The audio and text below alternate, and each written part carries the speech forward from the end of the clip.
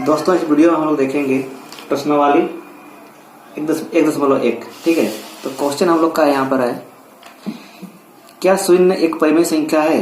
क्या आप इसे p बटे क्यू के रूप में लिख सकते हैं, जहाँ p और q पूर्णांक है और q बराबर नॉट जीरो है, मतलब q जीरो के बराबर नहीं होना चाहिए।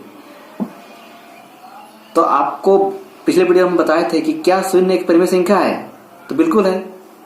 आपको यहाँ बताए थे पिछले वीडियो में हम कि कोई भी परिमेय संख्या को हम लोग p बटे क्यू के रूप में लिख सकते हैं, और जीरो अगर है तो जीरो को हम लोग 0/1 भी लिख सकते हैं, और किसी भी संख्या के नीचे हर में अगर जीरो नहीं है तो वह एक परिमेय संख्या है, इसलिए जीरो एक परिमेय संख्या है। दोस्तों यहाँ पर नेक्स्ट जो क्वेश्चन है, 3 और 4 के बीच में 6 परिमेय संख्याएं ज्ञात कीजिए। दोस्तों हम लोग को पता है कि संख्या रेखा इस टाइप से होती है, बीच में जीरो होता है, इधर जो संख्याएं होती है ये माइनस में होती है, -1, -2, -3, -4। ठीक है, और इधर जो संख्याएं होती है प्लस में होती है, 1, 2, 3, 4। ठीक है, तो हम लोग को पूछा गया है 3 और 4 के बीच में 6 परिमेय संख्या है। अगर यहाँ पर 3 है और यहाँ पर 4 है तो इसके बीच में बहुत सारी संख्याएं हैं, परिमेय संख्याएं, तो हम लोग इसको बनाएंगे कैसे?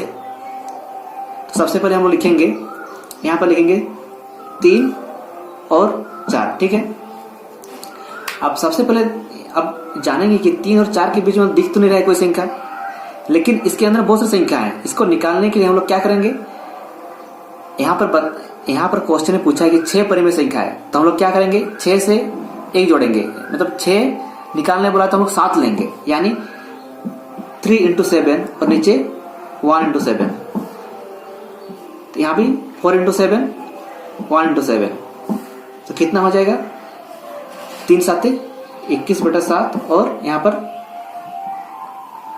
28/7। तो यहाँ पर देख सकते हैं, अब इजिली हम लोग बना सकते हैं कि इसके बीच में कितनी 6 परिमेय संख्या है।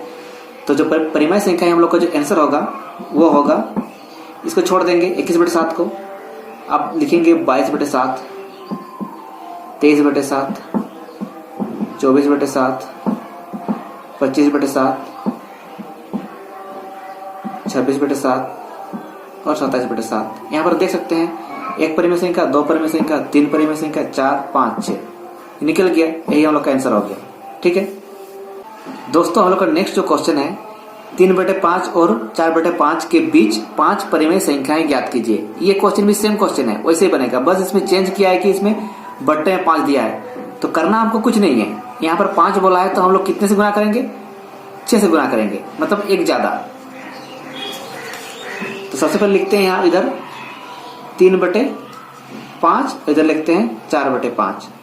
हम लोग को बोला गया है 5 परिमेय संख्या निकाले, तो हम लोग क्या गुना करेंगे, 6 से, 3 × 6 और नीचे 5 × 6, यहाँ पर 4 × 6, 5 × 6। ठीक है, अब गुना कर देंगे, 6 × 18/30 और इधर 24/30। तो इसके और इसके बीच में जो संख्याएं हैं ये सब भी परिमेय संख्याएं होंगी। तो हम लोग का आंसर हो जाएगा 19/30, 20/30, 21/30, 22/30, 23/30 होगी। 1 2 3 4 5, तो इस तरह से बनेगा। दोस्तों ये प्रश्नावली का लास्ट क्वेश्चन है। नीचे दिए गए कथन सत्य हैं या असत्य, कारण के साथ अपना उत्तर दीजिए। तो यहाँ पर कथन दिया हुआ है कि प्रत्येक प्राकृतिक संख्या एक पूर्ण संख्या होती है। पिछले वीडियो में हमने बताए थे कि प्राकृतिक संख्या और पूर्ण संख्या क्या होती है। तो सबसे पहले हम संख्या रेखा में समझते हैं। ठीक है, ये है संख्या रेखा, बीच में क्या होती है, 0, इधर होती है 1 2 3 4 डॉट डॉट डॉट, इधर होती है -1 -2 -3 डॉट डॉट डॉट। ठीक है, तो हमें पूछा है कि प्रत्येक प्राकृतिक संख्या एक पूर्ण संख्या होती है।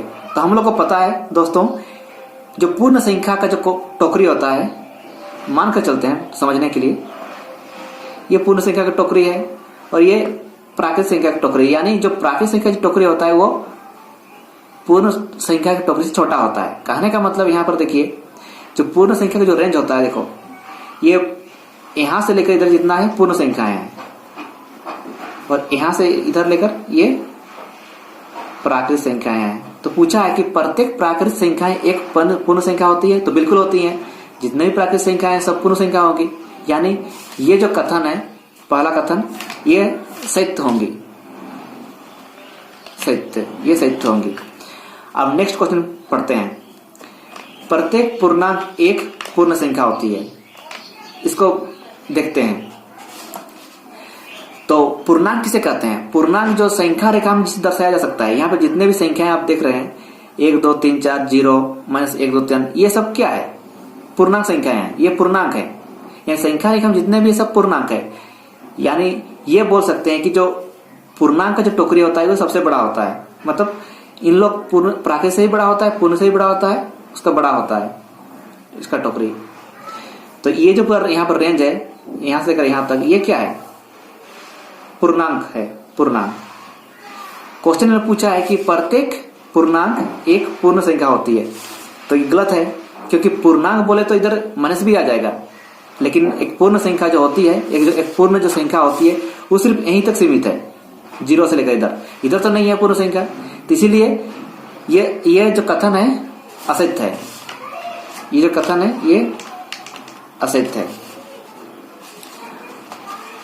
अब अगला क्वेश्चन है कि अगला कथन है, प्रत्येक परिमेय संख्या एक पूर्ण संख्या होती है। प्रत्येक परिमेय संख्या एक पूर्ण संख्या होती है।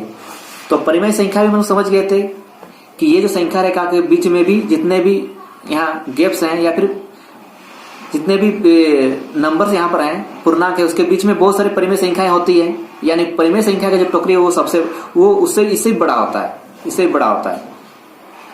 तो पूछा है क्वेश्चन में, फिर से पढ़ते हैं क्वेश्चन को। प्रत्येक परिमेय संख्या एक पूर्ण संख्या होती है। तो ये भी जो कथन है ये गलत है, क्योंकि परिमेय संख्या जो होती है वो इधर भी आती है, माइनस तरफ भी होती है। तो और पूर्ण संख्या जो होती है ये 0 से लेकर इधर तक होती है, इस साइड तक। तो इसीलिए ये कथन भी असत्य है, असत्य है।